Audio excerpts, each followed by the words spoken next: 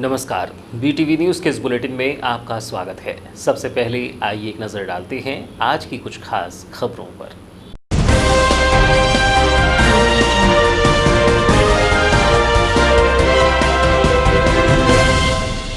बालाघाट नगर पालिका ने PM आवास योजना के हितग्राहियों को किया नोटिस।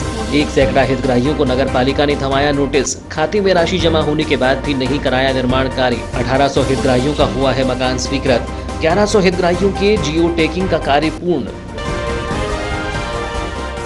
नालियों की सफाई नहीं होने से बजा रही गंदगी। पानी निकासी नहीं होने से जमा हो रहा गंदा पानी। गंदगी से नगर के रहवासी हो रहे हैं परेशान। शिकायत के बाद भी नगर पालिका नहीं दे रही है ध्यान। नगर के अधिकांश वार्डों का यही है आलम। कंटेनर के प्रेशर पाइप फटने से हुआ हादसा। बालाघाट बैहर मार्ग पर आवागमन हुआ बाधित। वाहनों की लगी रही लंबी लंबी कतारें। मौके पर पहुंची पुलिस, क्रेन की मदद से किया किनारे। और अब समाचार विस्तार से। प्रधानमंत्री आवास योजना की किश्त मिलने के बाद मकान का निर्माण कार्य प्रारंभ नहीं करने पर करीब 1 सैकड़ा लोगों को बालाघाट नगर पालिका के द्वारा नोटिस जारी किया गया है। नोटिस में हितग्राहियों को हिदायत दी गई है कि शीघ्र मकान निर्माण का कार्य प्रारंभ नहीं किया गया तो राशि वापस लेने व FIR की कार्यवाही की जाएगी। गौरतलब हो कि प्रधानमंत्री आवास योजना के अंतर्गत 1800 हितग्राहियों का नाम स्वीकृत कर प्रथम व दूसरी किश्त की राशि उनके खाते में डाली गई, लेकिन इसमें हितग्राहियों ने पहली किश्त मिलने के बाद मकान का निर्माण कार्य प्रारंभ नहीं किया और कुछ हितग्राही ऐसे भी हैं जिन्होंने दूसरी किश्त की राशि मिलने के बाद निर्माण कार्य उस स्टेज तक पूर्ण नहीं किया है जिसकी जियो टैगिंग के दौरान जानकारी मिलने पर ऐसे हितग्राहियों को नगर पालिका अधिकारी के द्वारा नोटिस जारी किया गया है। इसके अलावा ऐसे भी हितग्राहियों को नोटिस जारी किया जाएगा जिनके द्वारा आवास योजना के तहत दस्तावेज प्रस्तुत किए गए हैं जिसका भौतिक सत्यापन में जानकारी सही नहीं है। नगर में ऐसे करीब 400 से अधिक हितग्राही हैं। नगर पालिका से मिली जानकारी के अनुसार नगर में अब तक 1800 हितग्राहियों में 1100 हितग्राहियों का जियो टैगिंग का कार्य पूर्ण कर लिया गया है। जियो टैगिंग के लिए अलग अलग 2 DPR बनाई गई है जिसमें पहले में 1200 व दूसरे में 648 हितग्राहियों को शामिल किया गया है। इसमें पहले में 750 व दूसरे में 350 हितग्राहियों का जियो टैगिंग पूरा किया गया है।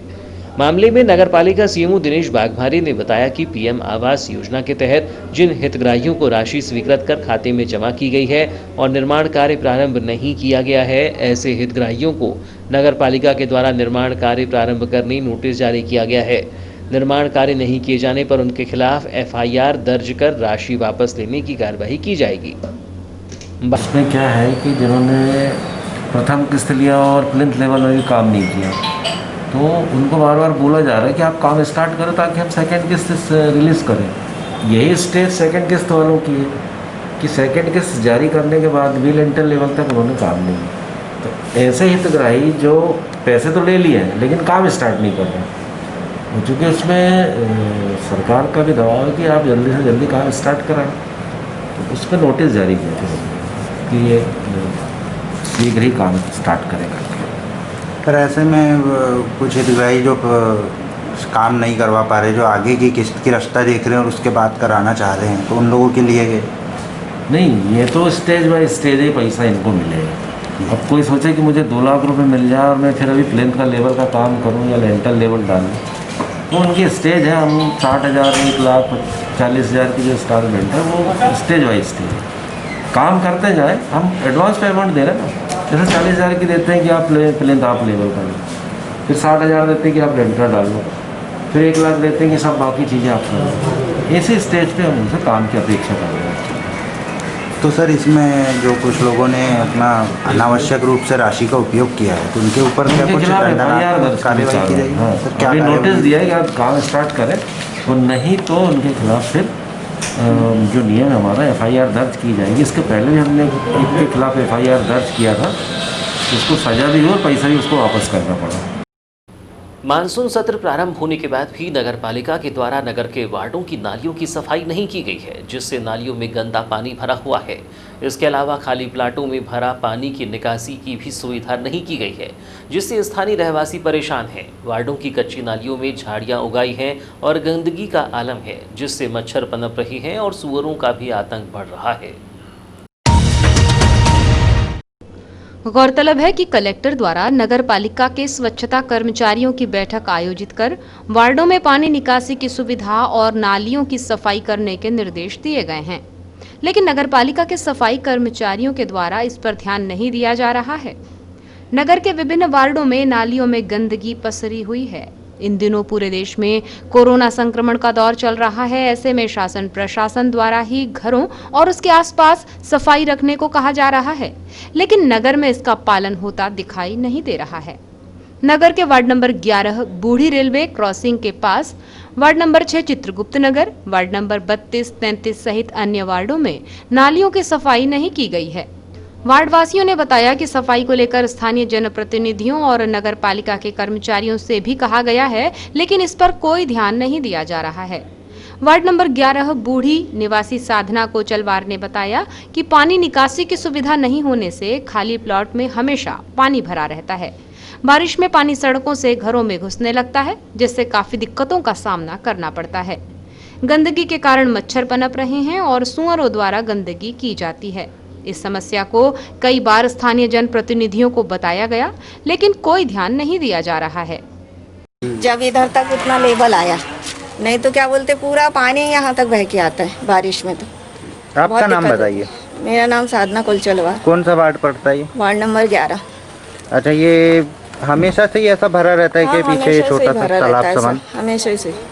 क्या परेशानियां इससे जाती हैं? इससे क्या परेशानी, मच्छर होते हैं और क्या बोलते गंदगी फैलती है और ये डुक्कर लोग पूरे वो परेशान करते हैं, यहाँ तक आते हैं सब।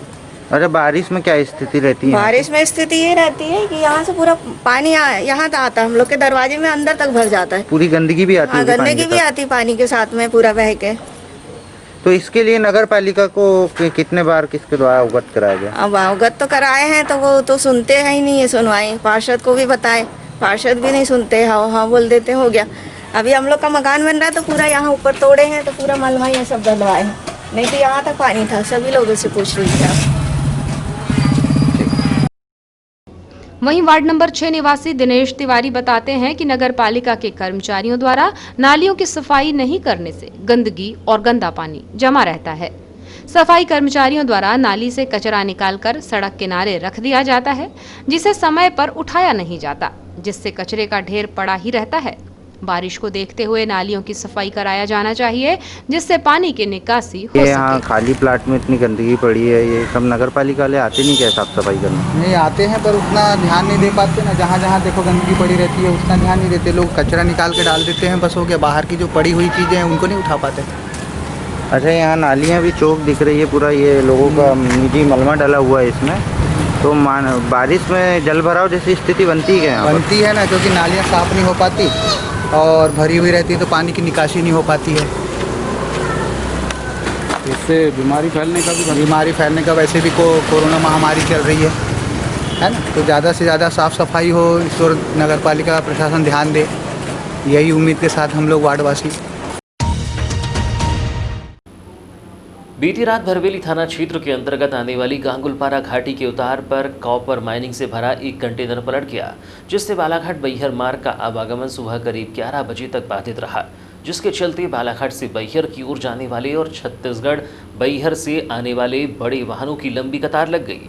हालांकि मार्ग से छोटे चौपहिया वाहनों और दोपहिया वाहनों के लिए निकलने की जगह होने के चलते स्थिति गंभीर नहीं हो पाई।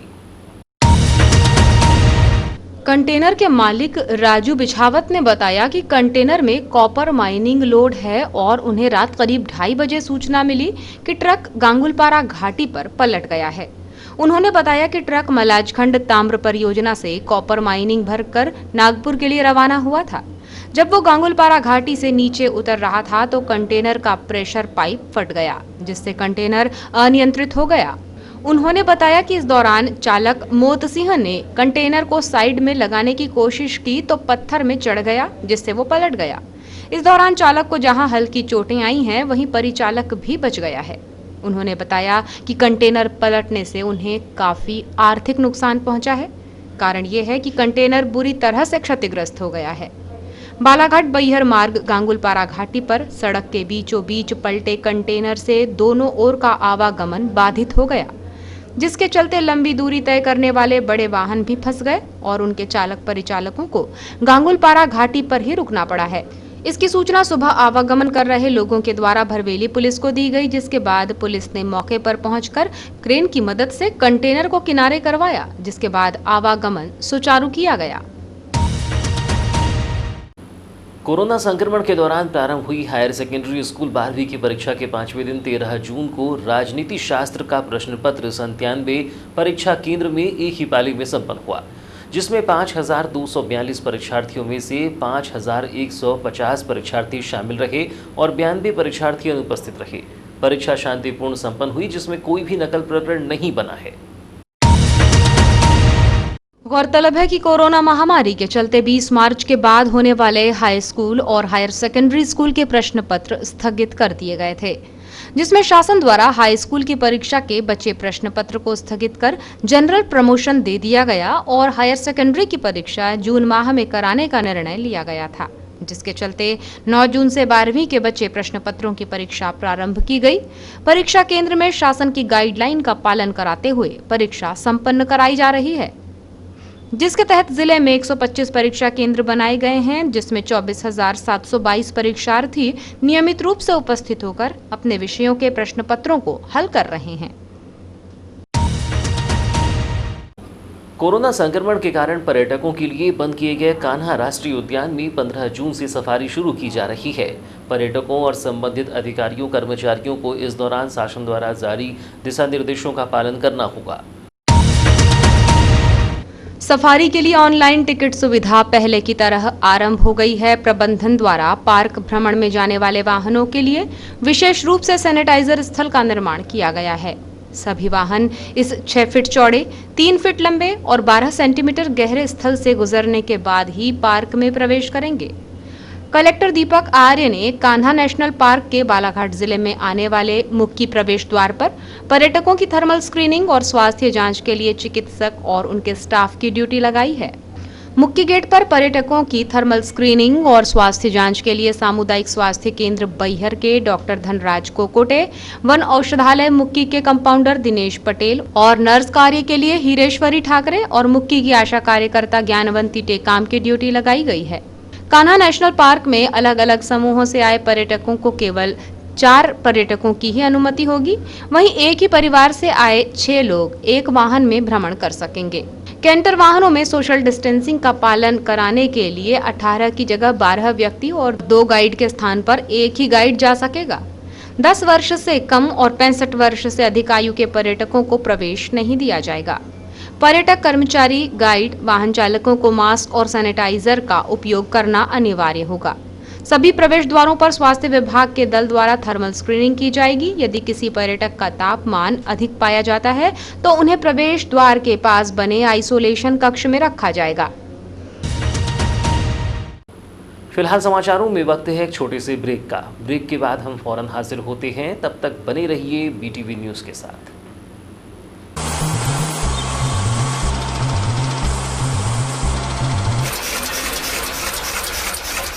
बालाघाट जिले की निष्पक्ष निर्भीक खबरों के लिए पढ़ते रहें जिले का सर्वाधिक लोकप्रिय विश्वसनीय अखबार दिव्य एक्सप्रेस। बालाघाट, छिंदवाड़ा, सिवनी, बैतूल, नरसिंहपुर, मंडला जिलों से प्रसारित।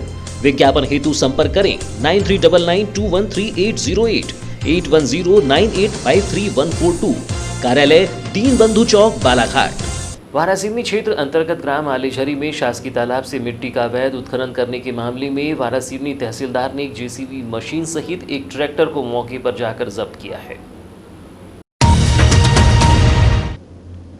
मामले में तहसीलदार राजेंद्र सिंह टेकाम की माने तो उन्हें शिकायत प्राप्त हुई थी कि ग्राम आलेझरी के सरपंच के द्वारा उनके निजी जेसीबी वाहन से शासकीय तालाब से अवैध रूप से मिट्टी का अवैध उत्खनन कर उसे निजी भूमि में डाला जा रहा है। जिसके आधार पर जब ग्राम में पहुंचकर देखा गया तो एक जेसीबी और एक ट्रैक्टर मौके पर मिले, जिसके बाद जेसीबी मशीन और ट्रैक्टर को जब्त कर तहसील कार्यालय में खड़ा करवा दिया गया है। बताया जाता है कि जिस जेसीबी से सरपंच खुदाई करवा रहे थे उस जेसीबी का नंबर भी नहीं है। वहीं बताया गया कि सरपंच जीतू राजपूत द्वारा जिस शासकीय तालाब से मिट्टी का अवैध खनन किया जा रहा था उस तालाब में अभी कुछ दिनों पूर्व ही मनरेगा के तहत निर्माण कार्य हुआ है। कटंगी मुख्यालय से 10 किलोमीटर दूर स्थित ग्राम कलगांव में चंदन नदी पर स्थित रेत घाट पर रेत की अवैध खनन एवं परिवहन को लेकर शनिवार को सरपंच के नेतृत्व में ग्रामीण किसानों ने मोर्चा खोल दिया। तकरीबन 150 की संख्या में किसानों ने रेत घाट पर पहुंचकर रेत की अवैध उत्खनन का विरोध जताया। किसानों ने आरोप लगाया कि रेत ठेकेदार के कर्मचारी द्वारा रेत घाट की आड़ में शमशान मार्ग एवं नदी से सटे हुए उनके खेतों तक उत्खनन कराकर रेत की चोरी की जा रही है, जिससे शमशान मार्ग एवं गांव की 25 से अधिक किसानों की कृषि भूमि को भारी क्षति पहुंच रही है। इस दौरान किसानों ने नदी से रेत का परिवहन करते हुए 4-5 ट्रैक्टरों को रोककर विरोध प्रदर्शन किया। इसकी सूचना मिलते ही तहसीलदार शैलेंद्र राय एवं थाना प्रभारी कमल सिंह निगवाल दलबल के साथ मौके पर पहुंचे। किसानों ने अधिकारियों से रेत के अवैध उत्खनन की शिकायत करते हुए कहा कि रेत ठेकेदार द्वारा मनमाना तरीके से उनकी जमीनों तक रेत का उत्खनन कराया जा रहा है। गांव के शमशान के लिए जाने वाले एकमात्र रास्ते के किनारे से लगातार रेत की निकासी से आवागमन का रास्ता सिमट गया है एवं भूमि स्वामी किसानों की जमीनों में रेत के खनन से कटाव बढ़ रहा है। इसकी प्रशासन एवं पुलिस में शिकायत करने के बावजूद कोई कार्रवाई नहीं की जा रही है। इस दौरान किसानों की शिकायत सुनने के बाद तहसीलदार शैलेंद्र राय ने तत्काल रेत के खनन पर रोक लगाते हुए सोमवार को रेत घाट का सीमांकन कराने की बात कही। तहसीलदार ने रेत परिवहन के लिए ट्रैक्टर मालिकों को दिए जा रहे टोकन की जांच कराने की भी बात कही। गौरतलब है कि शासन ने चंदन नदी पर कलगांव, बाहकल एवं जरा मोहगांव स्थित रेत घाट से रेत खनन को स्वीकृति प्रदान की है। कलगांव में रेत घाट स्वीकृत होने के बाद बिना सीमांकन की रेत की निकासी के कारण ग्रामीणों का आक्रोश चरम पर है। ग्रामीण किसानों के अनुसार पिछले 1 साल से यहां नियमों को धता बताकर रेत की चोरी की जा रही है। इसकी शिकायत करने के बाद भी पुलिस एवं प्रशासन मूक दर्शक बना हुआ है। यहां से पिछले 3 दिनों में बिना रॉयल्टी के तकरीबन 250 ट्रैक्टर ट्रॉली रेत का परिवहन किया जा चुका है।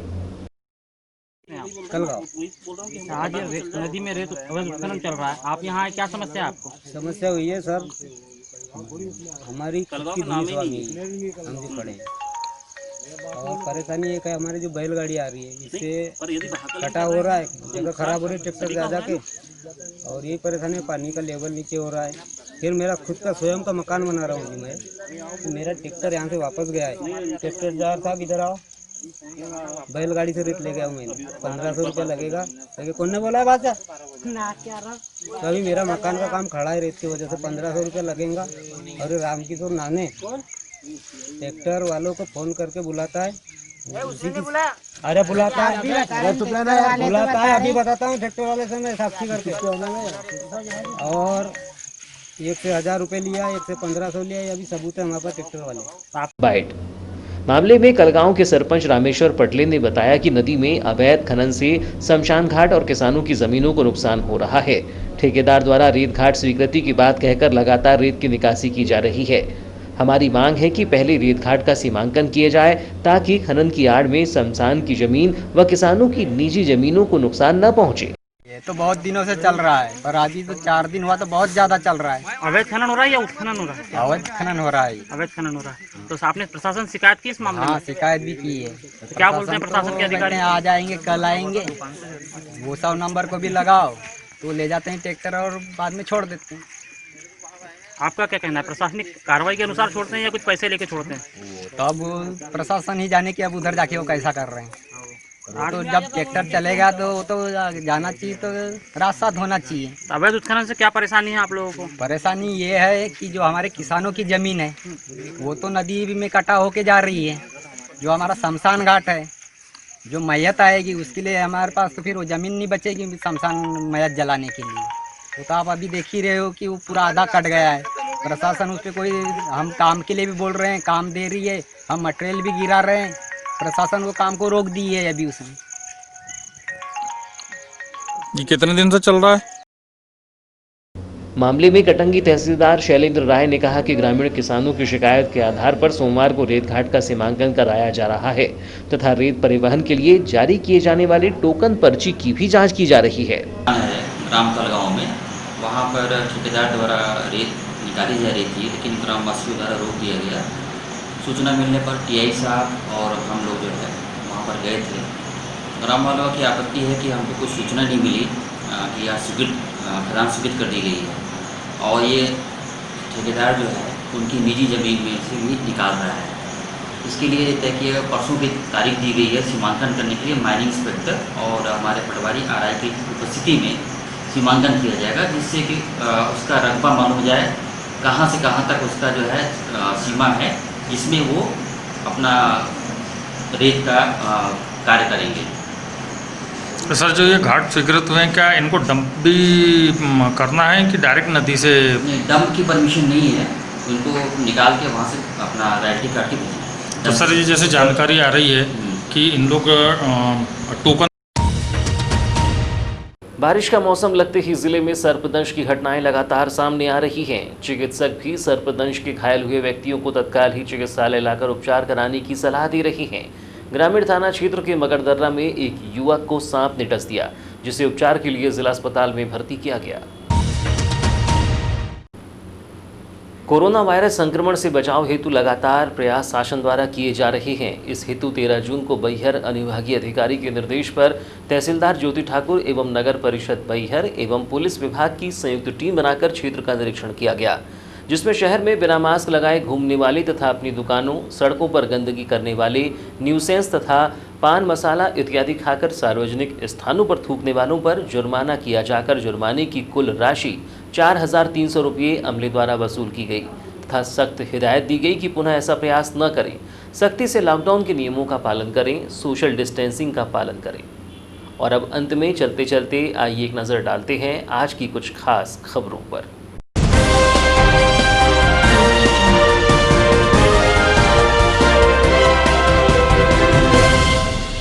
बालाघाट नगर पालिका ने PM आवास योजना के हितग्राहियों को किया नोटिस। 1 सैकड़ा हितग्राहियों को नगर पालिका ने थमाया नोटिस। खाते में राशि जमा होने के बाद भी नहीं कराया निर्माण कार्य। 1800 हितग्राहियों का हुआ है मकान स्वीकृत। 1100 हितग्राहियों के जियो टैगिंग का कार्य पूर्ण। नालियों की सफाई नहीं होने से बजा रही गंदगी। पानी निकासी नहीं होने से जमा हो रहा गंदा पानी। गंदगी से नगर के रहवासी हो रहे हैं परेशान। शिकायत के बाद भी नगर पालिका नहीं दे रही है ध्यान। नगर के अधिकांश वार्डों का यही है आलम। कंटेनर के प्रेशर पाइप फटने से हुआ हादसा। बालाघाट बैहर मार्ग पर आवागमन हुआ बाधित। वाहनों की लगी रही लंबी लंबी कतारें। मौके पर पहुंची पुलिस, क्रेन की मदद से किया किनारे।